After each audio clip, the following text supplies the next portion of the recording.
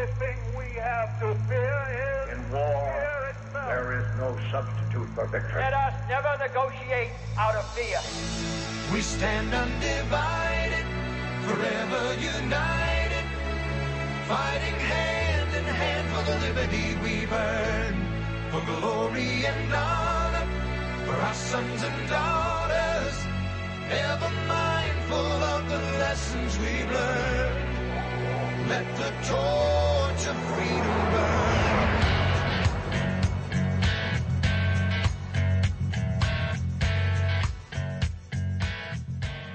You found your way to the intersection of faith and politics. Thanks for joining us here on WallBuilders Live, and thanks for joining on a Friday. So it's Good News Friday today. We're going to bring you some good news from across the nation. Be sure and visit our websites today at wallbuilders.com and wallbuilderslive.com. I'm Rick Green here with David Barton and Tim Barton. Guys, I know you got a couple of stacks there full of good news. Where do you want to start today? Well, how about we start with the Second Amendment? And just... Well, you can just say that. You can just say Second Amendment, and that's good news. That is good news. Right there. That's just, I get goosebumps and feel good just when you say that word. Well, Second Amendment, you can feel real good on this one. And by the way, what's the latest court decision you have heard upholding the Second Amendment? Federal courts. Wow. Let's see. Man, I don't remember the names of them, but I know in several states where they had lousy concealed carry laws, really no concealed carry, the court has said, hey, you guys got to do better than that. You got to provide a system where people can actually exercise their Second Amendment rights. But that's been probably a year since I've heard one of those. Tim?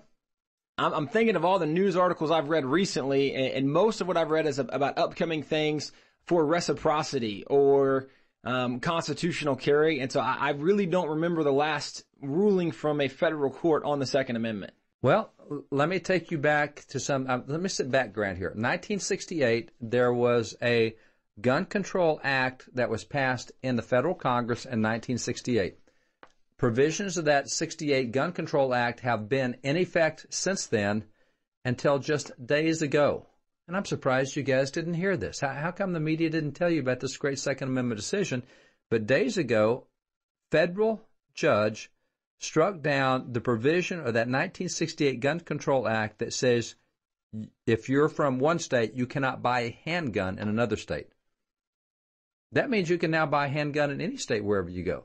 You don't have to worry about the interstate commerce kind of stuff. Well, that is great news because I've been with friends before in other states and I've been to gun shows and things and thought, man, that's a really cool gun, but I'll have to wait to get back to Texas to buy this thing. Now you can do it. There's a free market and I can buy something. Well, the judge here, this is the federal judge. He said, quote, no founding era thinking that contemplated the, he's talking about founding era thinking. Whoa, that's what you had me in my tracks. We're stopping my track.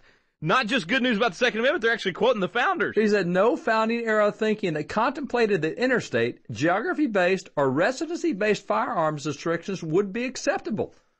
That's powerful stuff. Now, and you guys are telling me the last decision you heard was a year ago? I thought our news covered news stuff. That is pretty amazing. That's so significant for nobody to be talking about that. Well, now we're going back to LBJ. This is a Gun Control Act that goes all the way back to LBJ, and we just had a federal court strike down this provision way back from a Gun Control Act that's been there, 40 some odd years now, and now it's gone. Now I'm sure it'll work its way to the Fifth Circuit Court of Appeals and may get to the U.S. Supreme Court. But based on what the U.S. Supreme Court has done in the last couple decisions, I think that it's a no-brainer they'd strike this one down as well. But anyway, that's good news on the Second Amendment, and that's something that just has not been out there much, but it's just been in recent days and weeks that this new decision's come out. And don't forget, guys, you also have, as Tim, you alluded to it a few minutes ago, efforts in the federal Congress to actually make sure that we have reciprocity throughout the country. So if you have your concealed handgun license, you don't have to constantly wonder when I cross those state lines, am I allowed to carry in that particular state? If you've been trained and you got your license, then those laws would allow us to carry throughout the country. I don't know if they're going to get passed. They'd probably get vetoed by Obama, but just the fact that we've got Congress trying to do that is good news. Yeah, it is great news. And by the way, I'll point out also that legislation was presented by a Texan saying that we want to make sure we can carry our guns wherever we go. So I would applaud the Texans on that front, too. Once again, more evidence to my saying that all great things come from Texas. Yes. You know, Yes. in this audience, since we have control of the microphones and Justin has control of all the production stuff, I don't think you're going to get any objections for the three of us or from Justin. Yeah, I this was is the just problem with wondering all how many Texans. people are rolling their eyes and constantly roll their eyes as we always are praising the greatness that is Texas. But, you know, if you doubt, come down. Yeah, that's right. We will show you Come the experience greatness it. of Texas, and you will realize why we love Texas. Well, some people say it's bragging, but my mom always said if it's true, then it ain't bragging. Man, come enjoy our Second Amendment rights in Texas. All right, guys, quick break. We'll be back. We'll get some more good news, and it probably won't be from Texas. It'll be from somewhere else so we can make other people feel good, that even though they're not Texans. Back in a moment here on WallBuilders Live.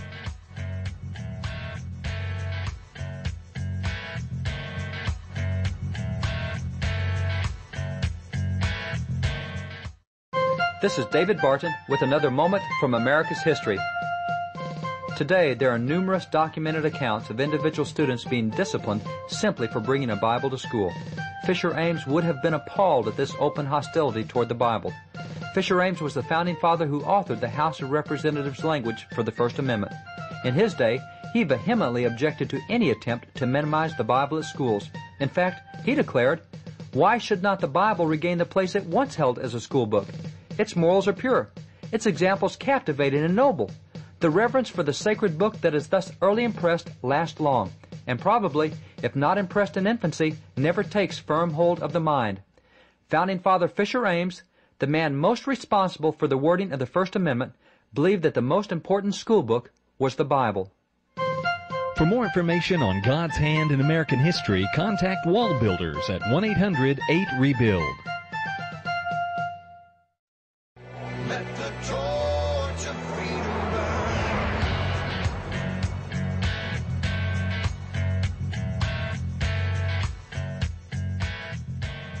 Welcome back. Thanks for staying with us here on WallBuilders Live. It's Good News Friday, so we're bringing you some good news from across the nation, not just Texas. In fact, we didn't have any Texas good news today, guys. So where is our good news coming from next? Well, this Now, one... wait a minute, Rick. I got to point out it was a federal court in Texas that struck down that part of the federal law. So, yeah. Here I was trying to be humble and not be so obnoxious as a listen, Texan. You don't need to be humble. As your Okay. mom said, you know, when it's true, it was out of Texas. It was Second Amendment, so you're okay. Is there anything good from anywhere besides Texas? That Texas didn't influence, or... I was expecting crickets. I thought it was just going to get silence there, but yeah. Okay, well, I have an article dealing with education and actually specifically homeschooling, and that's something, Rick, you guys have done. We did growing up, and of course we were involved with Christian schools and different things too, but definitely we did a lot of homeschooling, or in our case we called it van schooling because we traveled in a van a lot with the families. We stayed together and my dad spoke. One of the interesting things in this article, it talks about the growing nature of homeschooling, and we know that too as you look at public schools and you see how much they are failing on so many levels. Common Core has done great things to increase every other kind of education out there, homeschool, Christian school, charter school. Common Core has done a great job of Those helping other everything. avenues are growing so quickly because really of the failing nature of public schools, and Common Core has only compounded and really exponentially made greater the problems that are in public schools. Interesting in this article, the article's title is Black Families Turning to Homeschooling at the Fastest Rate, and Why? And in this article, it outlines... Because they have the worst schools. Well, that's exactly what it outlines. It outlines how the greatest problem in public schools is for black families, for low-income families, and it actually traces a specific mom and family. Let me say something right there. There was a statement back when I was in political office and got to be elected a few times. There was a lady I was with. We were both elected at the time, and she had a great line that has always struck me, and it was dealing with desegregation, because there was a time when Democrats, they controlled the South, and they stood on the doorways to the doorways of all the public schools and said, "We don't want you blacks in here. Stay out of these schools." And so they did not want blacks to have access to good education. It was Democrats who did that. She said, now it's completely reversed, in that you have all these failing schools and you have all these measures for school choice, and Republicans are pushing school choice and competition. Democrats are saying no school choice. She says now Democrats are standing on the doorway of the schools saying, we don't want you out where you can get a good education. You know, they fought it the first time on desegregation because they didn't want blacks to get a good education. Now they're essentially doing the same thing by saying no school choice for these inner city schools. And so in these inner city schools where you have this terrible education, but I'm sorry, Tim, that was just something that always stuck with me, that she said, both occasions in the 50s and now in the 2000s, you've got the same political group of people saying, hey, we don't want blacks involved in good education. And whether they say that as a racist comment or not, that is the de facto effect of what they do. Well, and the stereotype of homeschooling for so long has been this white, conservative, Christian family notion. And what we're seeing is the demographics in homeschooling are rapidly changing, with so many black families now turning to homeschooling. And in this article, it outlines the issues with academics in public schools and special needs and even the notion of false allegiance. But the conclusion of this article is so positive. The family is the Robinson family, and she says that her son, who had been in really homeschooling for just 5 months, has already shown remarkable difference. He's a completely different person. We're able to focus on things that are his strength and really just praises homeschooling, but really encouraging to see that people are realizing there are other options in public school, and homeschooling is a growing demographic because of it. And it's no longer just this white conservative Christian notion. Now people are realizing that this is really a pretty good option on a lot of levels.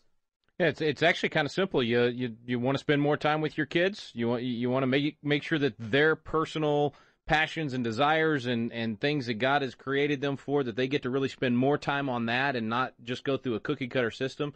There are a lot of different options out there, but man, homeschooling really gives you the chance to let them, pursue their dreams, but you also get a lot of extra time with them as well. So it's actually fun as a family to be able to do that.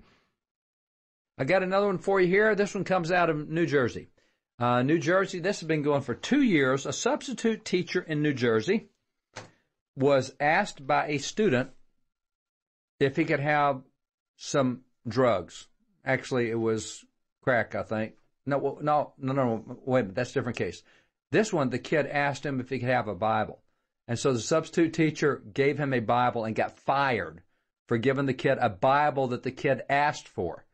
So this has been going for 2 years now. Well, that's just poor judgment when a kid asks you for something you know they shouldn't have. Exactly right.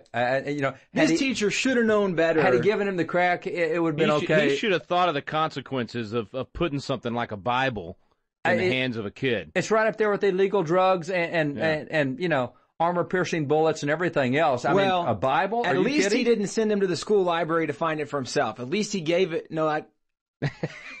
That was good. That doesn't make any sense.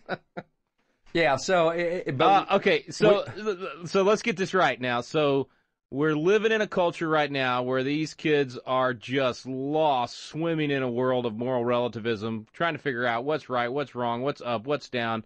How do I make sense of what's going on in the world? And a kid's asking for direction, ask for the one book that is, the foundation of our nation and the best place to go for answers. And did you say the teacher got suspended from their job? He got fired from their job. The teacher gave the kid what he asked for, which was a Bible, and for handing the kid a Bible, the teacher gets fired. It's been 2 years in the federal process, and Walt Tutcut comes out with a win on top of this thing, which is great. But again, there's that climate that you're having to fight, this wacky climate in schools.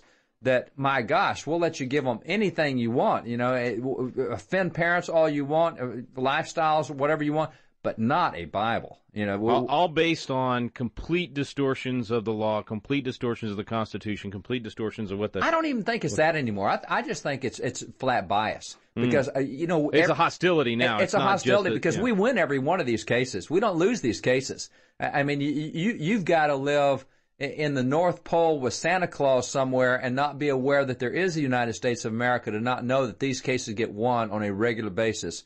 And especially when it happened, I guarantee you, people said, you can't do that. And there were attorneys who wrote the school and said, you can't do that. And they did it anyway. And so, I'm past the point of thinking that this is misinterpreting the law. This is just flat hostility that goes on. Yeah, it's kind of like the president making law on his own, and everybody's saying you can't do that, but there's a blatant disregard for what is clearly the law and clearly what the Constitution says. Yeah, I mean, if you're a principal of school and you don't know what free speech means, and you're not aware of what freedom of religion is, you shouldn't be teaching kids anyway. If you don't even know basic bills of rights and basic government, man, what kind of kids are you producing? It goes back to what Jesus said in Luke 6:40, every student when he's fully trained to be like his teacher. If you've got a teacher who doesn't know what free speech means or what freedom of religion means, that's not good for the country. And so I think we're more into hostility. And granted, there's a lot of great teachers, there's a lot of great principals, there's a lot of great schools. Right. We know them. That's right. But there is an element of these kind of folks that are hostile to anything traditionally moral or religious or biblical. And man, and they keep getting slapped down. You know, and that's the good news is they keep getting slapped down. But it's just wacky. We have to go here.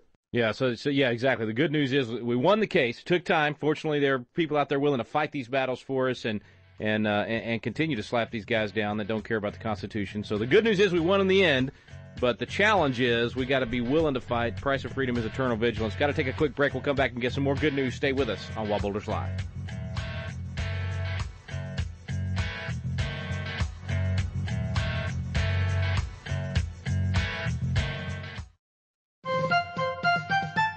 This is David Barton with another moment from America's history.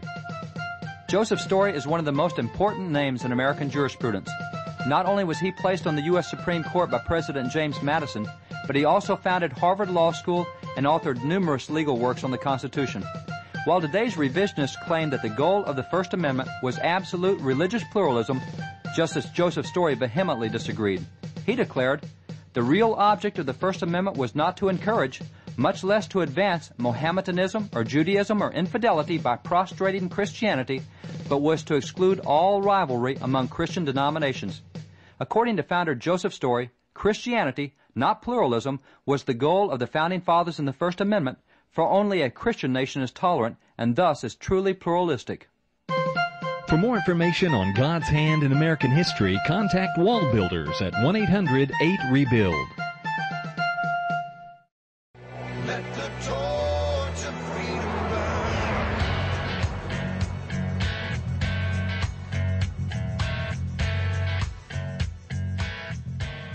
We're back on WallBuilders Live. Thanks for staying with us on this Good News Friday. David Barton and Tim Barton sharing good news with us. What's next, guys? Well, we're going back to the Second Amendment. So you can have your another drum roll if you want. By the way, this is good news on the Second Amendment. It did not come out of Texas. Here is another federal court ruling on the Second Amendment. And this is really big stuff for a lot of reasons. You know, one of the things I'm involved with is a group called Right on Crime. There's, 70, 80 of us nationally that are really into this thing of reforming criminal justice because we lock the door, throw away the key for people who do nonviolent stuff. What you want is restitution or community service or something else.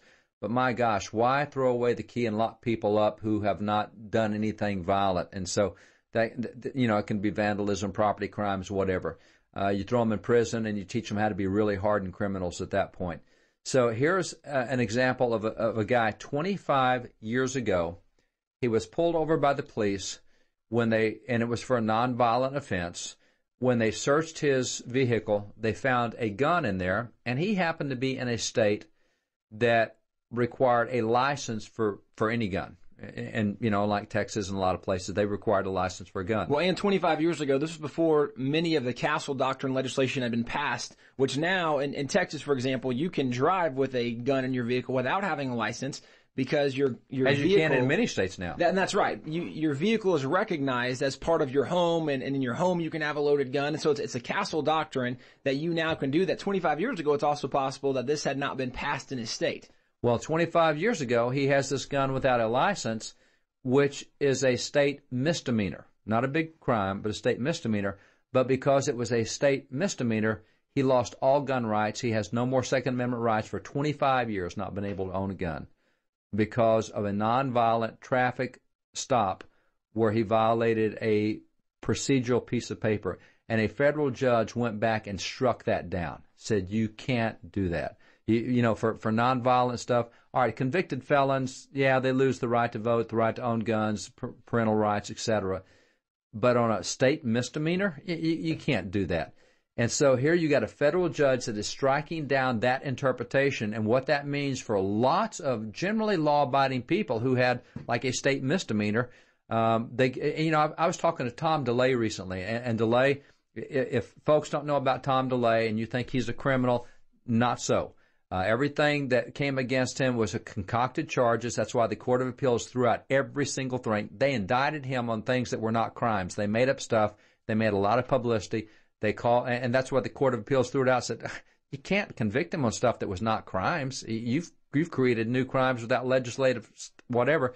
And Tom, he's been cleared and exonerated. He's not allowed to have guns. Tom DeLay can't have guns because he was charged with a crime. And so, this is nuts, where they're simply being charged and being found innocent of everything, and he still does not have his concealed carry license back and all the stuff that goes. It's just nuts. And so, again, constitutional rights have to trump every other right out there, including social compact rights. We talked about that last week with the Jewish Orthodox group that was meeting in their own home. And the community said, well, deed restrictions won't let you know. Deed restrictions do not trump constitutional rights. And state misdemeanors do not trump constitutional rights. And so kudos for another Second Amendment ruling out of a federal court that will really help restore some of these inalienable rights to people who do not deserve to lose them. So Second Amendment, good news, but even just entire constitutional theory and constitutional rights and protecting those, good news as well. And by the way, I need to point out this came out of Maryland, which is, of course, the gun rights bastion. That's almost the biggest surprise to me of everything you said. As shocked as I was about him losing his gun rights, the fact that came out of Maryland is even more shocking to me, because that's not exactly a conservative thinking bastion. I've heard of that place. Little place on the right hand side of the map. It's anyway. Well, right. Look for the really dark blue place on the right-hand side of the map. We love our friends in Maryland. I shouldn't be Well, we got some great folks in Maryland. You're right. We do. Yes. In fact, Dr. Ben Carson's from Maryland. Love to see him. We saw a great email the other day from Jonah Goldberg, sent out an article saying, hey, he ought to run for Senate, U.S. Senate. Oh, man, what a great idea. I'm with him. I hope he does. Yeah, I think it's a great idea, too. Quick break. We'll be right back on WallBuilders Live.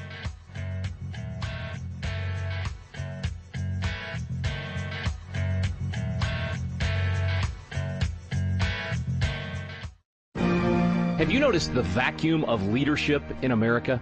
We're looking around for leaders of principle to step up, and too often, no one is there. God is raising up a generation of young leaders with a passion for impacting the world around them. They're crying out for the mentorship and leadership training they need. Patriot Academy was created to meet that need. Patriot Academy graduates now serve in state capitals around America, in the halls of Congress, in business, in the film industry, in the pulpit, and every area of the culture. They're leading effectively and impacting the world around them. Patriot Academy is now expanding across the nation, and now's your chance to experience this life-changing week that trains champions to change the world. Visit patriotacademy.com for dates and locations. Our core program is still for young leaders 16 to 25 years old, but we also now have a citizen track for adults. So visit the website today to learn more. Help us fill the void of leadership in America. Join us in training champions to change the world at patriotacademy.com. Let the torch of freedom burn.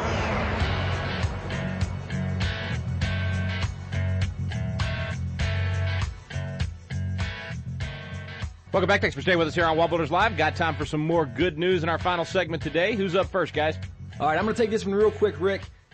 We mentioned last week on Good News Friday some of the notions about religion in America. We have yet more surveys. And by the way, we've talked about cases where people would say, in God we trust, or one nation under God, or God bless America, and it offended somebody, and then went to court, and they got sued, and they won that every single time. And we've talked about how we win all these cases, but it's crazy they go to court. Well, with these statements, with this kind of sentiment, there was a survey done, and 3/4 of Americans say religion is important in their daily lives, which, first of all, was a good notion. But then the survey went on and continued. The majority of voters view freedom of religion as guaranteed by the U.S. Constitution, and they considered it to be very important, which I thought that's great news, that people recognize the First Amendment does give the freedom of religion, and it's very important, and it's part of the Constitution, and religion is important in our daily lives. So overall, this survey, just great information coming from it. Good. Again, good news in terms of the foundation, right? In terms of the basis of what's out there that can be built upon. I mean, again, we've seen in recent years, we've pointed to some of these surveys that are nowhere near that good of news. So hopefully people, by having seen some of their rights being taken away, are maybe getting refamiliarized with them and starting to support them again. All right, I got one more I want to throw in. I know we're running short on time, but and really it's tough. There's so many good things in my stack, but I'm gonna choose one real quick. And this is related to abortion, and we have seen so many good things, good news on the front of abortion, with how many states have done things to restrict abortion, and how many states are getting rid of abortion, the abortion clinics, and Planned Parenthood losing funding. We've seen so many positive things. Well, we now have yet again another evidence for the problems of abortion. This is some scientific data that has come out. And it identified the suicide rate for women who have had abortions is 6 times higher than for women that give birth. And so for the sake of the mother, one of the healthiest things for longevity she can do is to carry this baby. And they talk about just scientific data that these moms go through depression and so many things they deal with when they abort a baby. That is what they deal with is at such a higher level than moms that actually carry that baby to term, that deliver that baby. And so for the health and sake of the mother, we've talked about so often. And of course, this is what Planned Parenthood tells those mothers when they come in and get an abortion. They go through all the health risks with them, like not hardly. Well, they kind hardly. of tell the opposite side where they say, hey, this is great, it's good, it's healthy for you. And the scientific data confirms again and again, and now yet again, that abortion is not healthy. In fact, it could be long-term detrimental to the mother, because in this situation, it increases the risk of suicide because of all the depression and things that are associated with his mother aborting a baby. So great news for life, that if you want to be healthy as a mother, carry that baby to term and become a mother. More good news is available on our website at wallbuilderslive.com. By clicking on the archive section, you can get some of these Friday programs from the last few months. Thank you for joining us today. I'm Rick Green. This has been David Barton and Tim Barton bringing you good news on WallBuilders Live. We stand undivided.